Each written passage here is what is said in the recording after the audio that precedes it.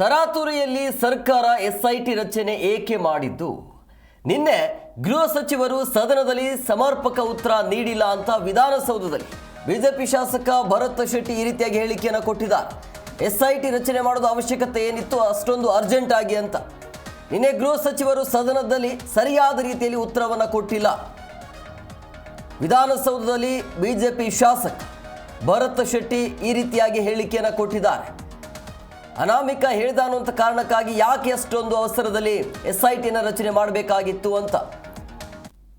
ಧರ್ಮಸ್ಥಳ ವಿಚಾರ ಚರ್ಚೆ ಆಗತ್ತೆ, ಷಡ್ಯಂತ್ರ ಮಾಡಿದ್ದು ಯಾರು ಎಂಬುದರ ಬಗ್ಗೆ ಉತ್ತರ ಕೊಡಬೇಕು ಅಂತೇಳಿ ಆಗ್ರಹಿಸಿದ್ದಾರೆ. ಮಂತ್ರಿಗಳೇನು ಉತ್ತರವನ್ನು ಕೊಟ್ಟಿದ್ದಾರೆ ಮತ್ತು ನಾವೇನು ಕ್ಲಾರಿಫಿಕೇಶನ್ ಕೇಳಿದ್ದೇವೆ. ನಮ್ಮ ಮನಸ್ಸಿನಲ್ಲಿರುವ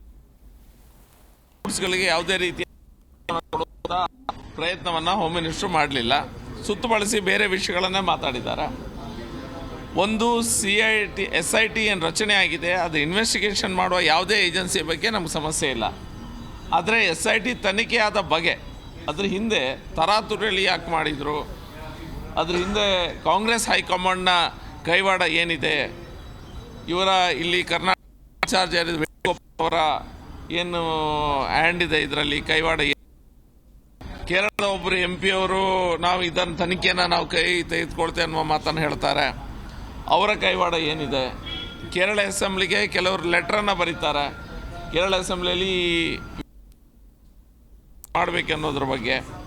ಕೇರಳದಲ್ಲಿರುವ ಸ್ಥಾಪಿತ ಹಿತಾಸಕ್ತಿಗಳು ಯಾರೆಲ್ಲ, ಮತ್ತು ಈ ಒಂದು SIT ತನಿಖೆ ಆಗುವ ಆದಿತ್ಯವಾರ ಏನು ಮಾಡಿದ್ದಾರೆ, ಸೋಮವಾರ ಈ ಅನಾಮಿಕ ವ್ಯಕ್ತಿಯ ಮಂಪೂರು ಪರೀಕ್ಷೆಗೆ ಸ್ಥಳೀಯ SP ಅವರು ಕೋರ್ಟ್ನಲ್ಲಿ ಅರ್ಜಿಯನ್ನು ಹಾಕಿರ್ತಾರೆ.